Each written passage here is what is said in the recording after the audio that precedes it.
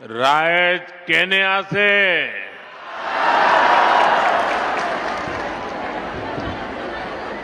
आपना लुकोलोय मोर आंतरिक मोरम आरु श्रद्धा जाजिसो असम के गवर्नर लक्ष्मण प्रसाद आचार्य जी, मुख्यमंत्री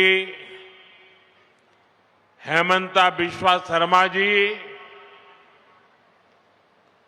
केंद्र में मेरे सहयोगी और यहीं के आपके प्रतिनिधि, असम के पूर्व मुख्यमंत्री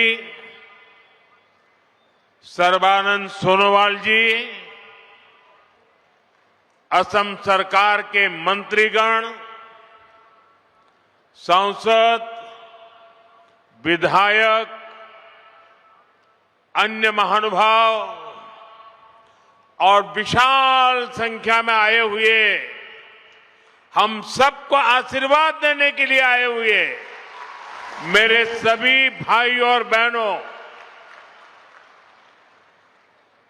जितने लोग पंडाल में हैं, उससे ज्यादा मुझे वहां बाहर दिखते हैं।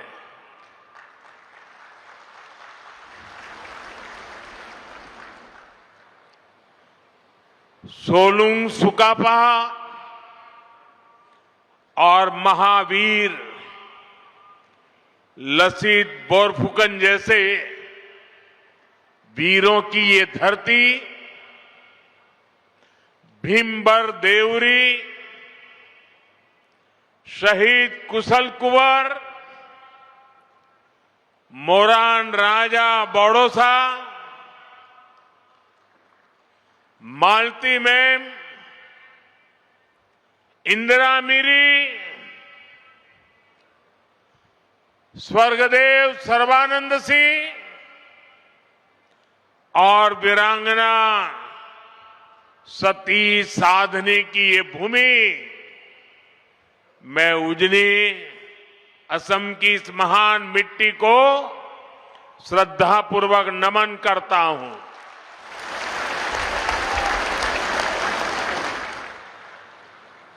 साथियों, मैं देख रहा हूं सामने दूर दूर तक आप सब इतनी बड़ी संख्या में अपना उत्साह, अपना उमंग, अपना स्नेह बरसा रहे हैं और खासकर मेरी माताएं बहनें इतनी विशाल संख्या में आप जो प्यार और आशीर्वाद लेकर आई हैं, ये हमारी सबसे बड़ी शक्ति है, सबसे बड़ी ऊर्जा है, एक अद्भुत अनुभूति है। मेरी बहुत सी बहनें असम के चाय बागानों की खुशबू लेकर यहां उपस्थित है। चाय की ये खुशबू मेरे और असम के रिश्तों में एक अलग ही एहसास पैदा करती है। मैं आप सभी को प्रणाम करता हूं। इस स्नेह और प्यार के लिए मैं हृदय से आप सबका आभार व्यक्त करता हूं। साथियों, आज असम और पूरे नॉर्थ ईस्ट के लिए बहुत बड़ा दिन है। नामरूप और डिब्रूगढ़ को लंबे समय से जिसका इंतजार था, वो सपना भी आज पूरा हो रहा है। आज इस पूरे इलाके में औद्योगिक प्रगति का नया अध्याय शुरू हो रहा है। अभी थोड़ी देर पहले मैंने यहां अमोनिया यूरिया फर्टिलाइजर प्लांट का भूमि पूजन किया है। डिब्रूगढ़ आने से पहले गुवाहाटी में एयरपोर्ट के एक टर्मिनल का उद्घाटन भी हुआ है। आज हर कोई कह रहा है असम विकास की एक नई रफ्तार पकड़ चुका है। मैं आपको बताना चाहता हूं, अभी आप जो देख रहे हैं, जो अनुभव कर रहे हैं, ये तो एक शुरुआत है। हमें तो असम को बहुत आगे लेकर के जाना है। आप सबको साथ लेकर के आगे बढ़ना है।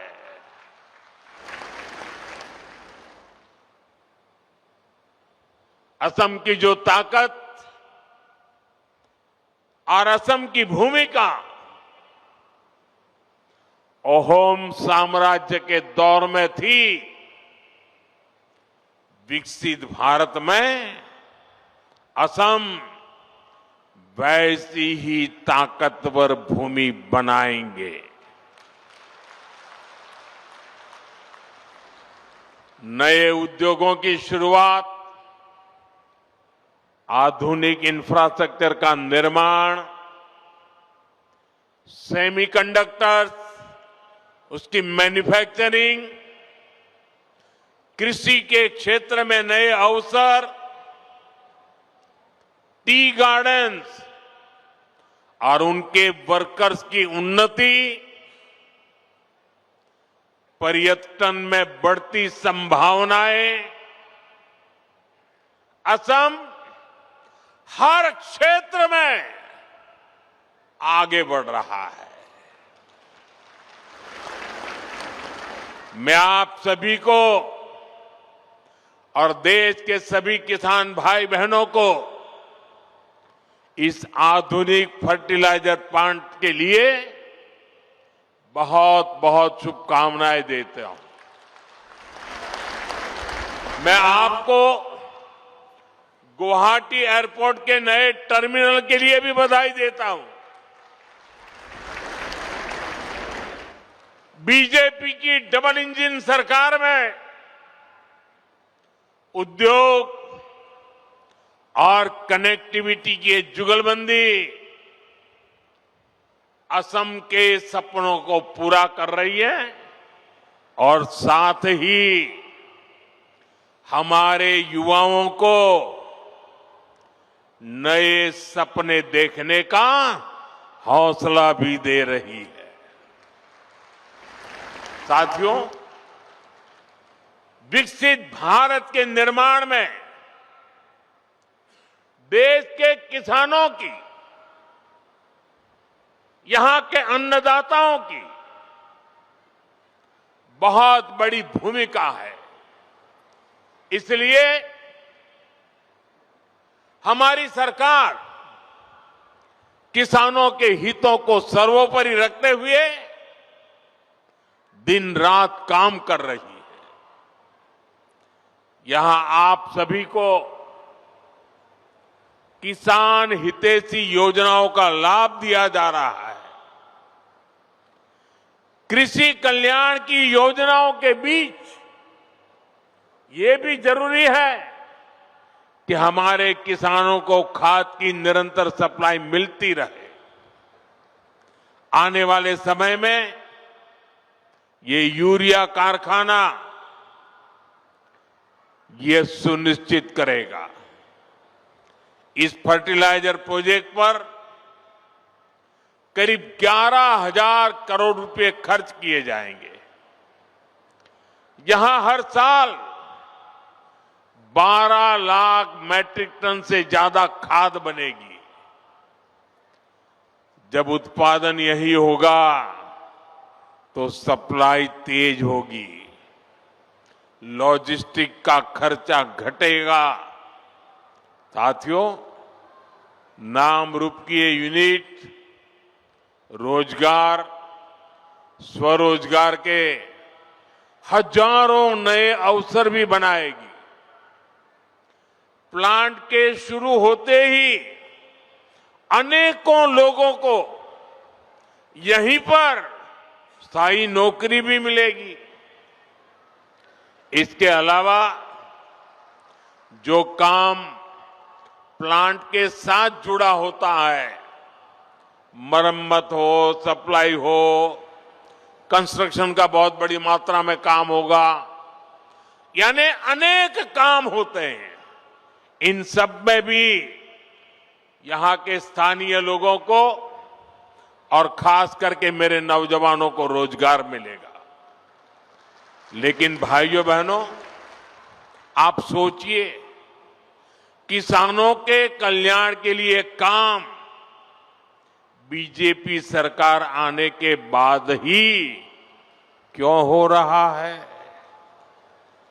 हमारा नामरूप तो दशकों से खाद्य उत्पादन का केंद्र था।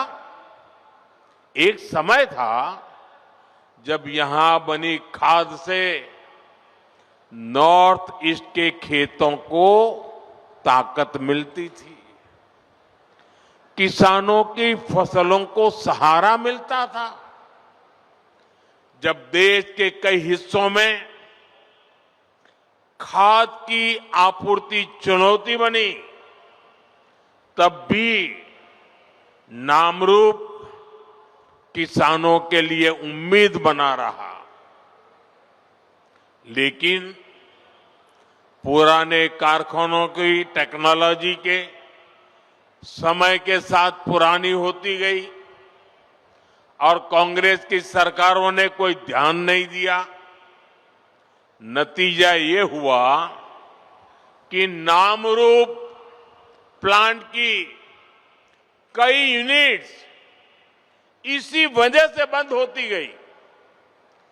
पूरे नॉर्थ ईस्ट के किसान परेशान होते रहे,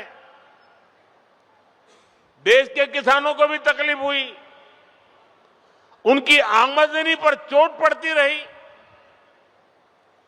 खेती में तकलीफें बढ़ती गई।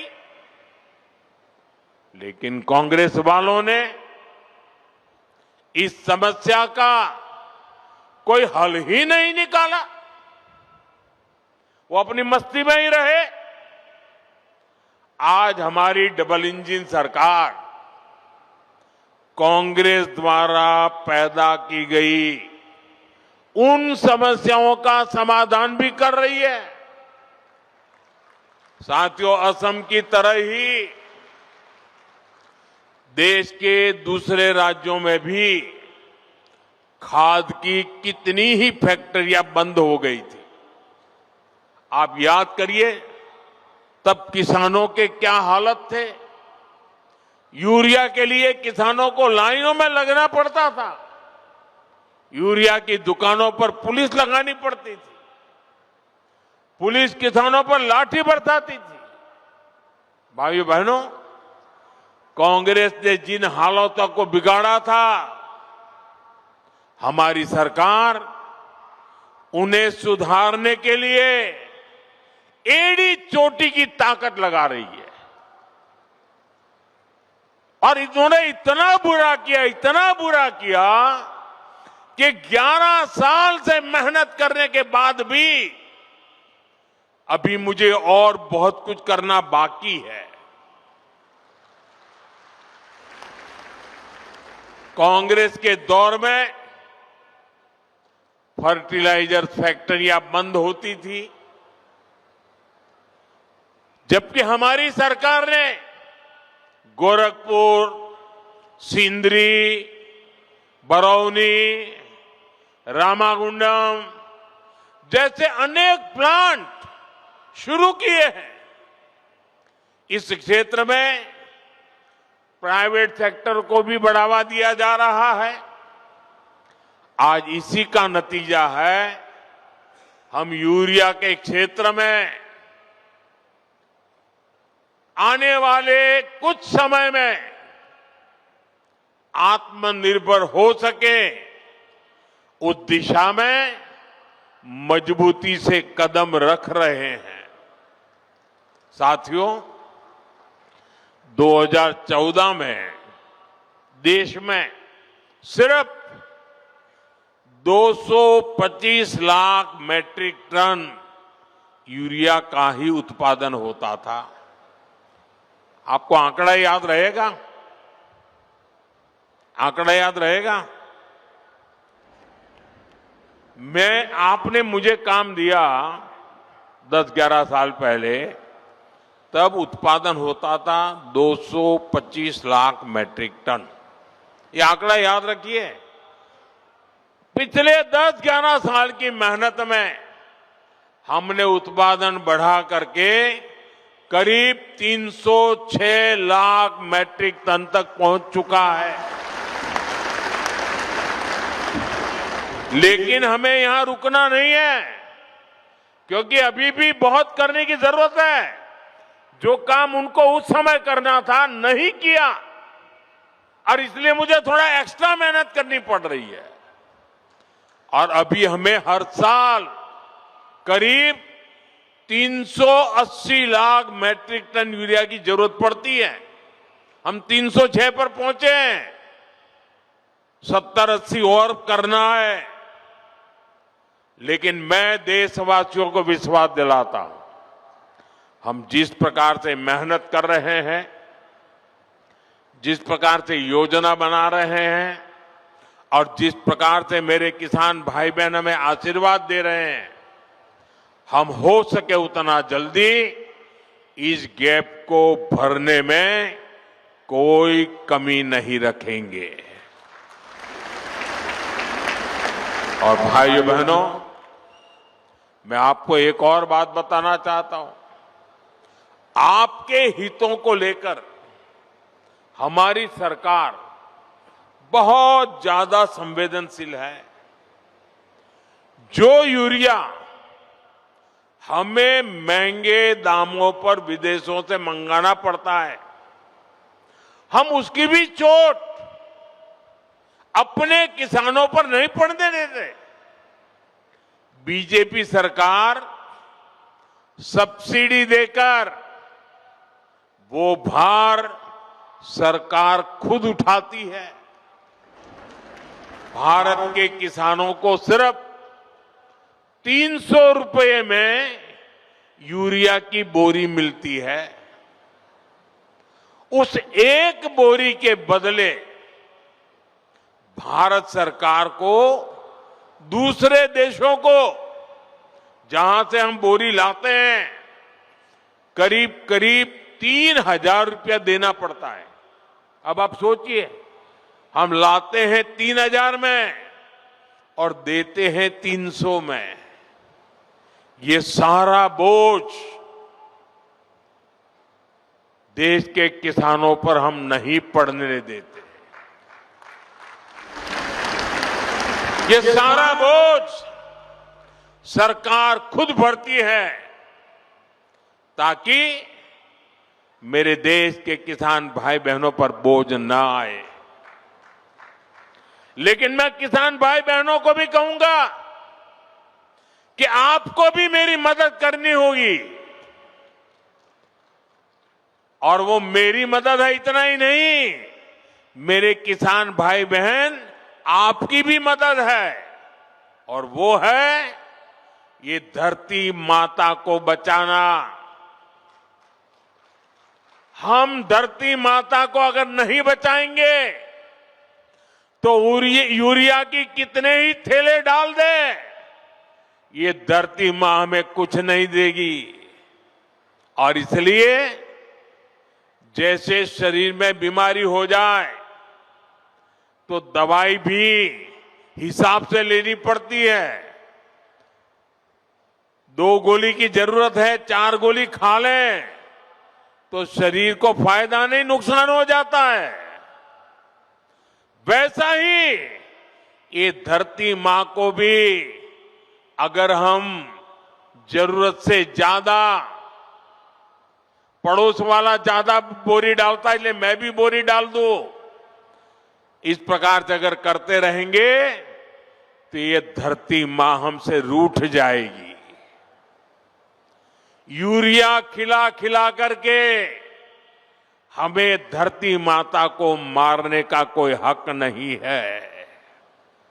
ये हमारी मां है, हमें उस मां को भी बचाना है। साथियों, आज बीज से बाजार तक भाजपा सरकार किसानों के साथ खड़ी है। खेत के काम के लिए सीधे खाते में पैसे पहुंचाए जा रहे हैं ताकि किसान को उधार के लिए भटकना न पड़े। अब तक पीएम किसान सम्मान निधि के लगभग 4 लाख करोड़ रुपए किसानों के खाते में भेजे गए हैं। आंकड़ा याद रहेगा? भूल जाएंगे? 4 लाख करोड़ रुपया मेरे देश के किसानों के खाते में सीधे जमा किए हैं। इसी साल किसानों की मदद के लिए 35,000 करोड़ रुपए की 2 योजनाएं, नई योजनाएं शुरू की है। 35,000 करोड़। पीएम धन धान्य कृषि योजना और दलहन आत्मनिर्भरता मिशन, इससे खेती को बढ़ावा मिलेगा। साथियों, हम किसानों की हर जरूरत को ध्यान रखते हुए काम कर रहे हैं। खराब मौसम की वजह से फसल नुकसान होने पर किसान को फसल बीमा योजना का सहारा मिल रहा है। फसल का सही दाम मिले, इसके लिए खरीद की व्यवस्था सुधारी गई है। हमारी सरकार का साफ मानना है कि देश तभी आगे बढ़ेगा जब मेरा किसान मजबूत होगा, और इसके लिए हर संभव प्रयास किए जा रहे हैं। साथियों, केंद्र में हमारी सरकार बनने के बाद हमने किसान क्रेडिट कार्ड की सुविधा से पशुपालकों और मछली पालकों को भी जोड़ दिया था। किसान क्रेडिट कार्ड केसीसी, ये केसीसी की सुविधा मिलने के बाद हमारे पशुपालक, हमारे मछली पालन करने वाले, इन सबको खूब लाभ उठा रहा है। केसीसी से इस साल किसानों को, ये आंकड़ा भी याद रखो, केसीसी से इस साल किसानों को 10 लाख करोड़ रुपए से ज्यादा की मदद दी गई है। 10 लाख करोड़ रुपया। बायो फर्टिलाइजर पर जीएसटी कम होने से भी किसानों को बहुत फायदा हुआ है। भाजपा सरकार भारत के किसानों को नेचुरल फार्मिंग के लिए भी बहुत प्रोत्साहन दे रही है। और मैं तो चाहूंगा असम के अंदर कुछ तहसील ऐसे आने चाहिए आगे जो 100% नेचुरल फार्मिंग करते हैं। आप देखिए, हिंदुस्तान को आसाम दिशा दिखा सकता है। आसाम का किसान देश को दिशा दिखा सकता है। हमने नेशनल मिशन और नेचुरल फार्मिंग शुरू की। आज लाखों किसान इससे जुड़ चुके हैं। बीते कुछ सालों में देश में 10,000 किसान उत्पाद संघ एफपीओज बने हैं। नॉर्थ ईस्ट को विशेष ध्यान में रखते हुए हमारी सरकार ने खाद्य तेलों, पाम ऑयल से जुड़ा मिशन भी शुरू किया है। ये मिशन भारत को खाद्य तेल के मामले में आत्मनिर्भर तो बनाएगा ही, यहां के किसानों की आय भी बढ़ाएगा। साथियों, यहां इस क्षेत्र में बड़ी संख्या में हमारे टी गार्डन वर्कर्स भी हैं। ये भाजपा की ही सरकार है जिसने असम के 7.5 लाख टी गार्डन वर्कर्स के जनधन बैंक खाते खुलवाए। अब बैंकिंग व्यवस्था जुड़ने की वजह से इन वर्कर्स के बैंक खातों में सीधे पैसे भेजे जाने की सुविधा मिली है।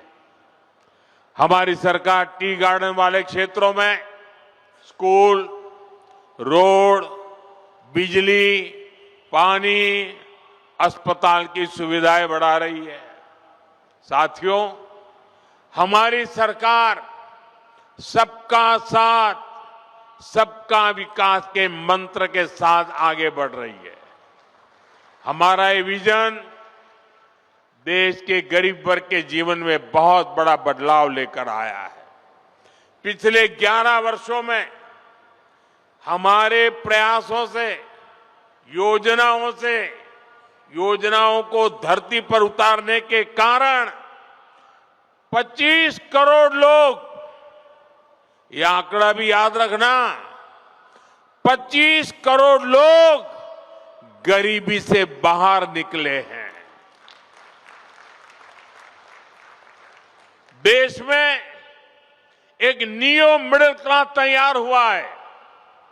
ये इसलिए हुआ है क्योंकि बीते वर्षों में भारत के गरीब परिवारों के जीवन स्तर में निरंतर सुधार हुआ है। कुछ ताजे आंकड़े आए हैं जो भारत में हो रहे बदलाव के प्रतीक हैं। साथियों, और मैं मीडिया में ये सारी चीजें बहुत कम आती है और इसलिए मैं आपसे आग्रह करता हूं, मैं जो बातें बताता हूं जरा याद रख करके औरों को बताना। साथियों, पहले गांवों के सबसे गरीब परिवारों में 10 परिवार में से एक के पास 22 बाइक तक होती नहीं थी। 10 में से एक के पास भी नहीं होती। अभी जो सर्वे आए हैं, अब गांव में रहने वाले करीब करीब आधे परिवारों के पास बाइक या कार होती है। इतना ही नहीं, मोबाइल फोन तो लगभग हर घर में पहुंच चुके हैं। फ्रिज जैसी चीजें जो पहले लग्जरी मानी जाती थी, अब ये हमारे नियो मिडिल क्लास के घरों में भी नजर आने लगी है। आज गांवों की रसोई में भी वो जगह बना चुका है। नए आंकड़े बता रहे हैं कि स्मार्टफोन के बावजूद गांव में टीवी रखने का चलन भी बढ़ रहा है। ये बदलाव अपने आप में नहीं हुआ। ये बदलाव इसलिए हुआ है क्योंकि आज देश का गरीब सशक्त हो रहा है। दूर दराज के क्षेत्रों में रहने वाले गरीब तक भी विकास का लाभ पहुंचने लगा है। साथियों, भाजपा की डबल इंजन सरकार गरीबों, आदिवासियों, युवाओं और महिलाओं की सरकार है। इसलिए हमारी सरकार असम और नॉर्थ ईस्ट में दशकों की हिंसा खत्म करने में जुटी है। हमारी सरकार ने हमेशा असम की पहचान और असम की संस्कृति को सर्वोपरि रखा है। भाजपा सरकार असमिया गौरव के प्रतीकों को हर मंच पर हाईलाइट करती है। इसलिए हम गर्व से महावीर लसित बोरफुकन की 125 फीट की प्रतिमा बनाते हैं।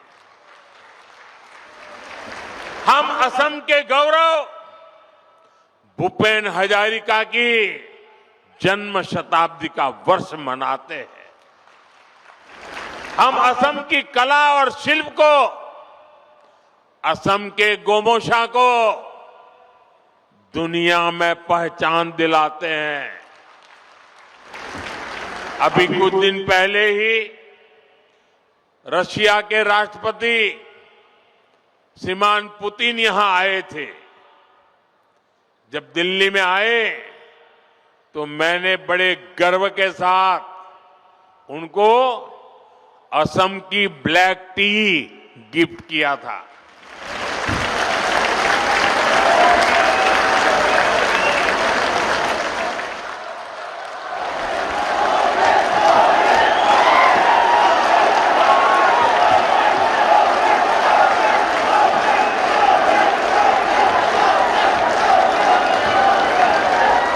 हम असम की मान मर्यादा बढ़ाने वाले हर काम को प्राथमिकता देते हैं। लेकिन भाइयों बहनों, भाजपा जब ये काम करती है तो सबसे ज्यादा तकलीफ कांग्रेस को होती है। आपको याद होगा जब हमारी सरकार ने भूपेन दा को भारत रत्न दिया था तो कांग्रेस ने खुलकर उसका विरोध किया था। कांग्रेस के राष्ट्रीय अध्यक्ष ने कहा था कि मोदी नाचने गाने वालों को भारत रत्न दे रहा है। मुझे बताइए, ये भूपेन दा का अपमान है कि नहीं है? कला संस्कृति का अपमान है कि नहीं है? असम का अपमान है कि नहीं है? ये कांग्रेस दिन रात करती है, अपमान कर रहा। हमने असम में सेमीकंडक्टर यूनिट लगवाई तो भी कांग्रेस ने इसका विरोध किया। आप मत भूलिए, यही कांग्रेस सरकार थी जितने इतने दशकों तक टी कम्युनिटी के भाई बहनों को जमीन के अधिकार नहीं मिलने दिए।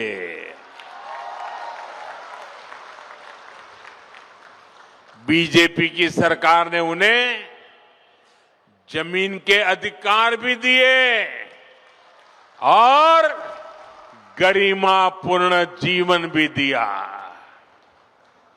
और मैं तो चाय वाला हूं, मैं नहीं करूंगा तो कौन करेगा?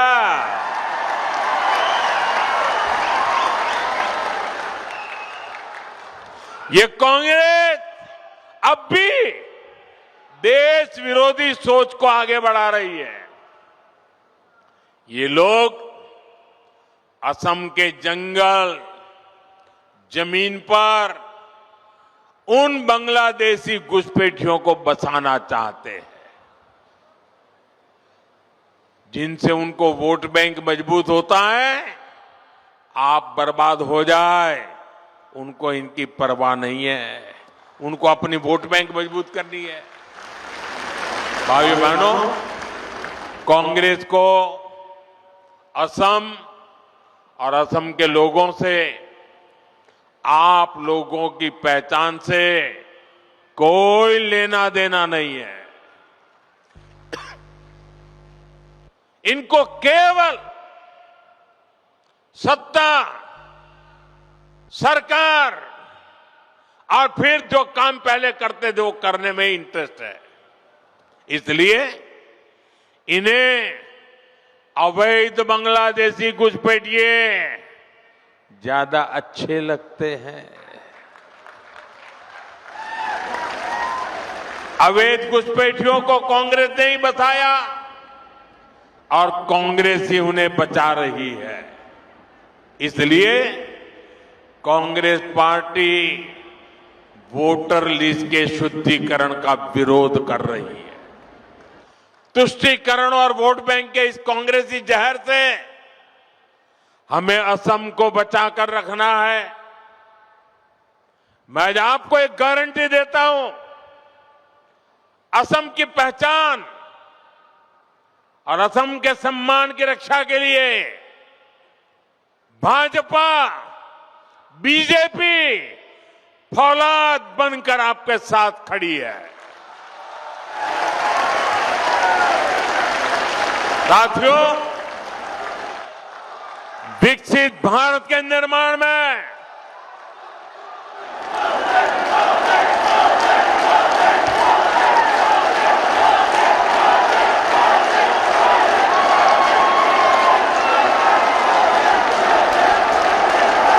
आपके आशीर्वाद यही मेरी ताकत है। आपका ये प्यार यही मेरी पूंजी है। और इसीलिए पल पल आपके लिए जीने का मुझे आनंद आता है।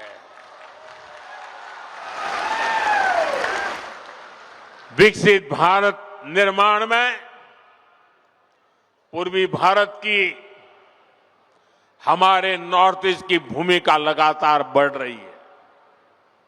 मैंने पहले भी कहा है कि पूर्वी भारत भारत के विकास का ग्रोथ इंजन बनेगा। नाम रूप की ये नई यूनिट इसी बदलाव की मिसाल है।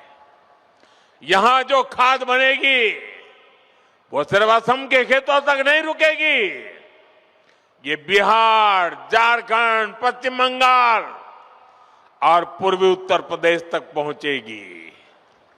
ये कोई छोटी बात नहीं है।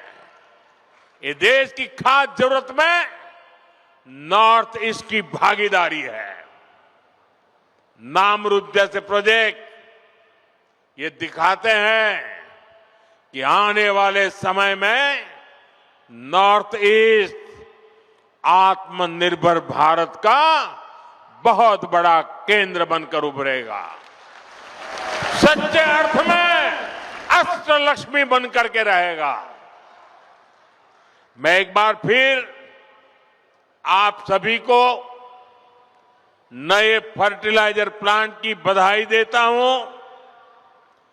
मेरे साथ बोलिए, भारत माता की, भारत माता की। और इस वर्ष तो वंदे मातरम के 150 साल हमारे गौरवपूर्ण पल।